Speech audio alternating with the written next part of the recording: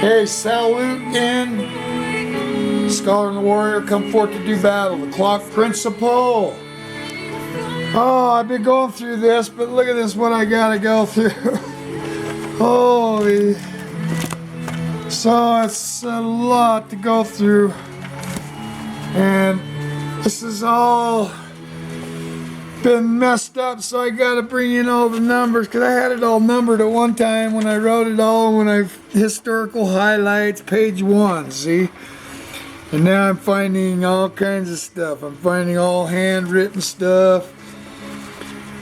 Stuff that has passwords where I put stuff when we started getting computers. You know, all my book set specials and all my traditional sets that I did, all my staff sets and star combos. You know, all my short threes, because I did more than just the short three we do, because we did short and long. And then I did some shorts that were, you know, with all the extensions and everything. So, you know how it goes when you do short 4, double up, combinations, everything. Now, this is the stuff that I was really looking for, because this is all black, handwritten black belt. It was always handwritten, because back then it was a work in art. It was back then, it was art. There was a piece of work. It was history. And today, back then, we had to know the historical highlights. Do you know it today? Turn this down a little. You know, we can go through the techniques. We can go through everything right to the word and everything I got in these paperworks. But now I'm finding I got to come and bring it all back together, because I used to have it all put together to build a book. I was going to make a book. And then I just never did. I just never did do a book, because everybody else was doing a book. And I said, why do a book, karate? You know, aside from, you know, everything else in all these countries. Hawaiian was the first to receive and get it from Chihuahua. However, this art principally kept among the Chinese people. See, and that's when I started to learn this stuff. I was learning this stuff back in the 70s, 80s, when everybody wanted to know Ed Parker, and, you know, everybody wanted to know the movie stars. Theories of different styles. See, I wrote that because I had to have that in my repertoire to be able to tell people the theories of different styles. Oh, I hope this is recording okay. I'm not real good at recording today, and this is hard to do because it's page after page. I gotta find, there's 7, 8. These are all things I put together. There's 6. And I'm trying to get it all back together so I can show and do it. I want to be able to do all this again. As a bucket list, I still know all this. I still know every piece.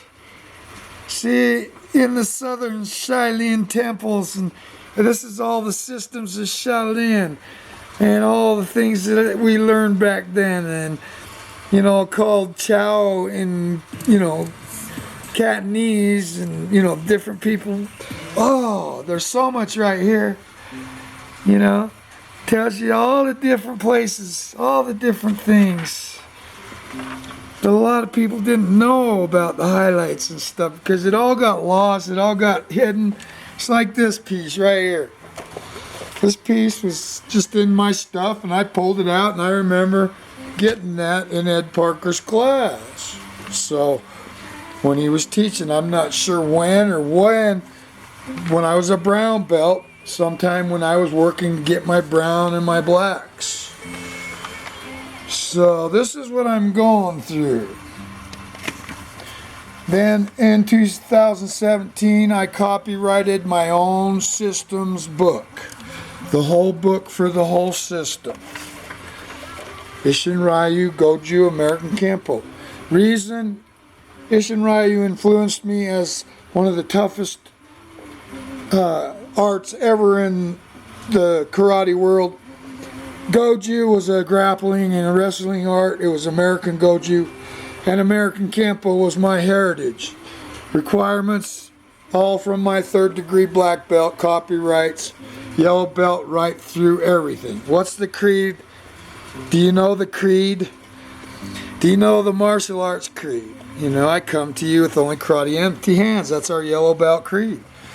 Running, you know, everything you have to have for that yellow belt.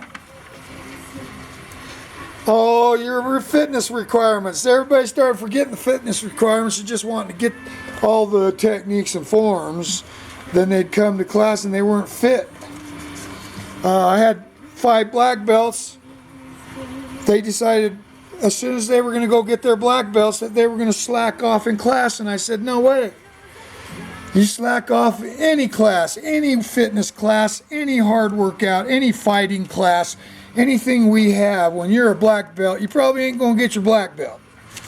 And I told them straight up, you don't want your black belt from me? So they went and got it from Dale Pettit. And you see what I'm teaching here? I'm teaching everything we learn, the citation, just so we can all salute the same. Where I changed to the scholar and the warrior because I believe the scholar comes first. All the elbow strikes, finger strikes, techniques, forms, sets, and this is just all still for yellow belt. All your strikes, and this has all got to be practiced daily, not just once or twice a week or in some class where you went in there and learned a few of these things. This stuff's got to be ingrained and then burned into your brain. If it's not, you're not doing Kenpo. That's all I can say. Yellow belt pledge, what is it? It's right there. And like I say, everybody's going to, you know, oh, well, they got this way, they got that way. And that was the way Dale Pettit interpreted it through Ed Parker, through his system that he built in Utah after Ed Parker sanctioned Dale Pettit as a 7th degree black belt. When I knew him, then when I left Dale Pettit, he was a 9th degree black belt. I was a 3rd degree. Punches, kicks, clock principle, we went through that one. See, this is my Ishingak, so I'm still kind of looking at this going, what's in here? Oh, here's your yellow belt freestyle fighting. We all know that. Freestyle techniques, all right down to the word. You know, this is why I wish I could show all this again. I'd love to show all this again because it's all showable. It's probably older today because they do a lot of takedowns today, but we're always taught if it wasn't that 1, 2, 3, 1, 2, 3, 1, 2, 3 with 2 people, maybe 1, 2, 3, 4, 5. If you had more around you, then you knew how to go in 1, 2, 3, 4, 5, 6, 7, 8, 9, 10. Not just a technique on one person. There's where everything starts getting a little bit. People don't want to go there with the push-ups, the sit-ups, you know, other fitness, leg stretches, you know, and a good martial artist will. You know, fitness requirements is very important in any martial arts because if you're not fit to do it, if you're not fit to be in that situation, you shouldn't be there in the first place. Not in the martial arts, I'm saying, but in a street fight, anything you get in where you think you're going to use self-defense. Ooh, what's this one? Let's see what this one is. This one looks old. Oh, it is. What is it? Oh yeah, lifestyle code and ethics of Kenpo. Right there, lifestyle code and ethics of Kenpo. The 10 commandments of Kenpo. And as Ed Parker said, the only thing better than Kenpo is called 357. So, I'm doing this video for the Kenpo guys out there that want to see some of this. Kenpo karate proverbs. All your proverbs are right there. If anybody needs it, I got it right there. From 1970, when I met Mark Martinez, to the time I was doing Dale Pettit's system, because I found out that this was from 1970 to the time I did Dale Pettit's, and today, this Chinese fighting art has been in Kenpo as long as I've known my Kenpo. From the 1970s, watching Tony Martinez do it in his window in Kearns, Utah. And then my friends were all taking it, so we'd all go practice in the fields. Wait, You know what the citation means to me. That's what I wrote right there. What the citation means to me. I expect my students to do the same when they start getting their orange, their purple. Now we're into purple. See, we're into purple requirements. And like I say, this is all Ishingak. This lines up with Ed Parker, Del Pettit, and everybody I tried to stay in line with for the techniques and everything. Purple belt requirements.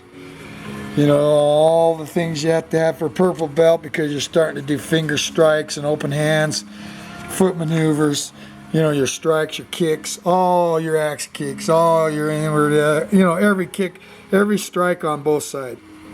Every punch, every kata, every technique done the same on both sides.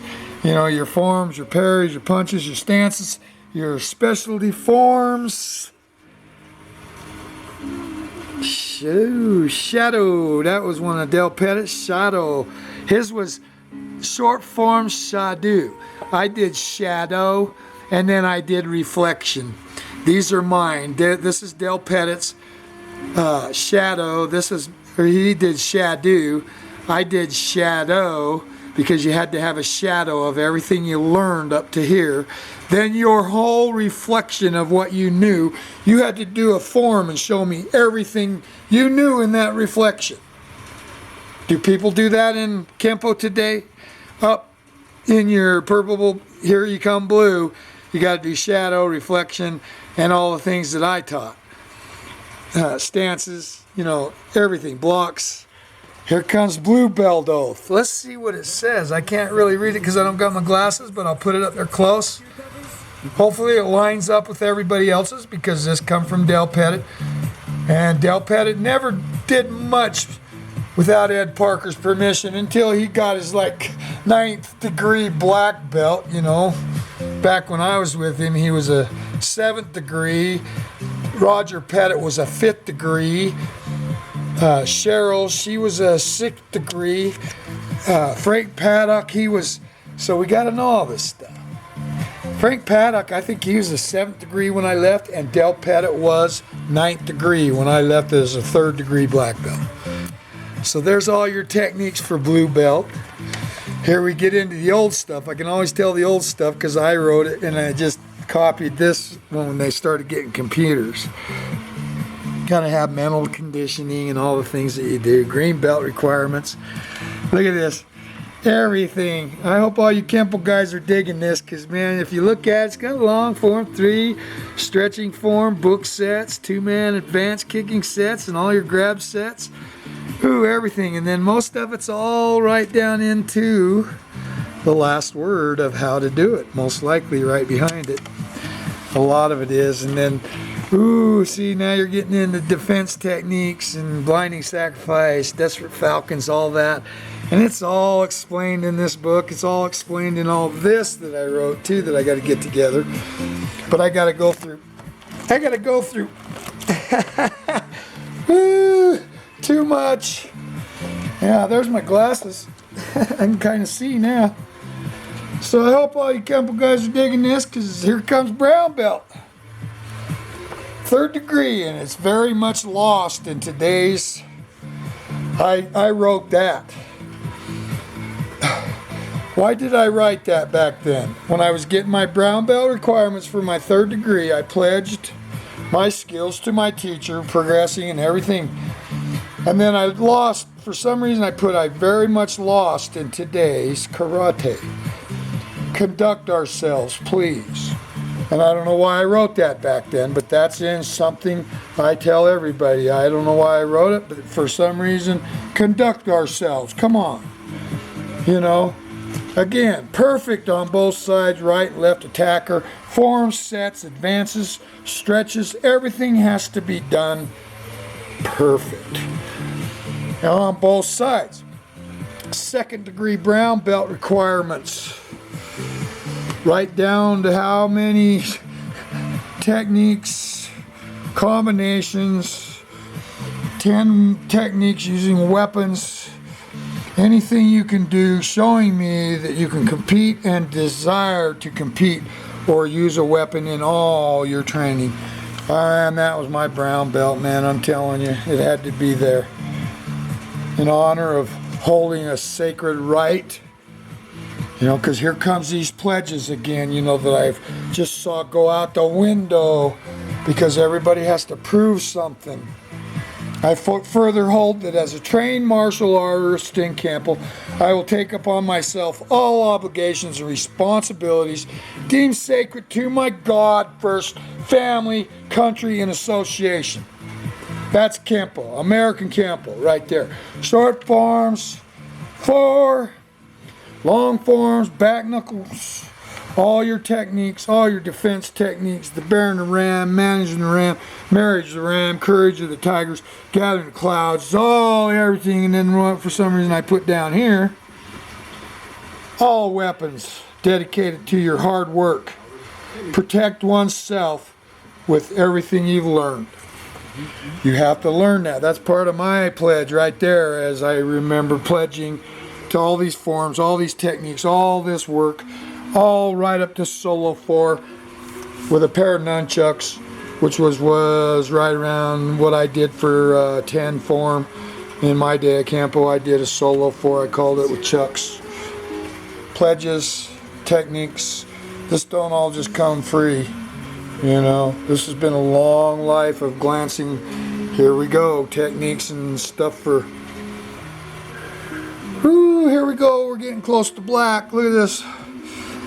And I can just go on and on and on. The pledges. I know that as a fully trained martial arts instructor, black belt in American Kenpo, and today Ishingak American Kenpo, I know that karate and other martial arts are never to be used for fighting others, but only to protect oneself when attacked or assaulted by others.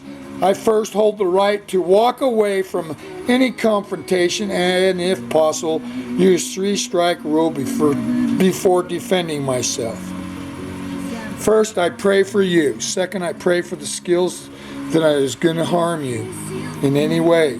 Third, I pray for what must be done in life or death situation that I may be forced into. This is I also hold so fast that I will never dishonor any other student or instructor, never use my skills to make afraid or hurt to others in any manner. We all forgot that in karate. I wrote this in the 80s. God help me in training, defense techniques, my instructor, everybody that I learned from, Charles Wallace. And yes, a true honorable witness to hard work. Here I am now, I'm a black belt. Advanced dance of death, advanced everything, destroying everything, dancing circles, heel to toe, glancing lands, craning lands, thrusting lands, clipping lands, grabbing lands, spiraling lands, destructing lands. Ooh, yeah, let's go on. Long form 5. Long form 4, black belt set, 2-man black belt set, advanced weapons, you better get to going, baby. You don't quit when you're ready to get a black belt, dippos. You don't quit coming to my workout and then pledge that you are a master in any kind of American Kenpo, especially Ishan Goju American Kenpo. I have trained, I have fought, I have defended oneself, and I have been provoked and had to use my Kenpo in ways I never wanted to. Here's what I wrote as my pledge as a black belt going to 1st degree black belt. Here comes black belt set, long form 5, long 6, all your sticks, 3 double sticks, basic knives. Goes on and on and on that I don't see in Kenpos today. A few of them, like Larry Tannen, still all believe in this stuff. You know, the 2 degrees of black belt, here we go. This is what everything I had to learn, but I ain't even started to show you. I haven't even started. This is one or, what, about 10 pages of my karate. Self-defense techniques, because after I got my 2nd degree black belt, I was on my own. I started doing all of this with all your overkill, and all your techniques had to be done with all the extensions. I called it overkill because I was that guy that liked this in Ryu. It was 1, 2, 3, 4. If you didn't do your job, just like taking out the teeth. If you go in advanced stick fighting techniques, this is all dance of death. You have to know it all right down to the line to be any black belt of mine. And this is your 2nd degree black belt. Motivated droppings, buckling down. These are all techniques for sticks and sweeps, takedowns and techniques. Many takedown techniques are very dangerous to the person who's applying them because they're going to the ground too when falling on the ground. And I wrote about it. So these are all made so that if they grab you, you can destroy them before going to the ground. That's what Kenpo is all about. Every advanced stick fighting technique that I wrote down and did in my lifetime, every motivation I did in my lifetime for rear stepping, front stepping stones, you know, you had to step on the stones, dropping the hammer, digging the ditch. I remember digging the ditch a couple times on guys where you just step aside and dig the ditch right into their kneecap, you know. Footholds, leg holds, and then here we go. This is all Ishingag, motivated. What is Kenpo karate? Every student should write their thesis on what, that's what mine is right there. What is Kenpo karate? You should know mine too, just like anybody would want to know Ed Parker's, Del Pettit's, Tony Martinez, you know, Cheryl, all them people back in the day, Tino Sanchez, all you people, man. You know, we all should have that technology, theology, you know, the technical parts, the theological parts is what I went with because the scholar comes first in my system. Angles, this is all stuff that I copied because back in the day it was mostly handwritten or the computers weren't that good, so you had to recopy it. Look at this. I ain't even started. That's one little folder. I got book after book after book, and it's not pretty to look at right now, but this is what I'm going through. I got to get this figured out first because I want to do every technique for a yellow belt. I got it right there. Page 3. Yeah, there we go. Now I got, that's page 3. Where's page 2? Just had it. God, so much stuff. I gotta go find it. Ooh, these will be fun to go through. This is all handwritten for all your black belt techniques, right up to third degree black belt. Every technique written down by the person who taught it to me. Del Pettit mostly. You know, then a couple other his students. This one's real early, so that could be when we were learning in any of Ed Parker's stuff, back when he was doing retreats and stuff. Did a lot of retreats. All this stuff that's handwritten is just priceless to me. And that brown belt sheet, I don't want to do. Yeah, I got to get it all copied. So fun stuff. Karate aside, you know, theories and various styles. You know, I've already said this. You know, yellow belt. I got to do all these techniques again. I got to remember them. Let's see. You know, most of them you think about your kata, it's there. You're, you know, from, you know, purple belt all the way up because you got short 3, long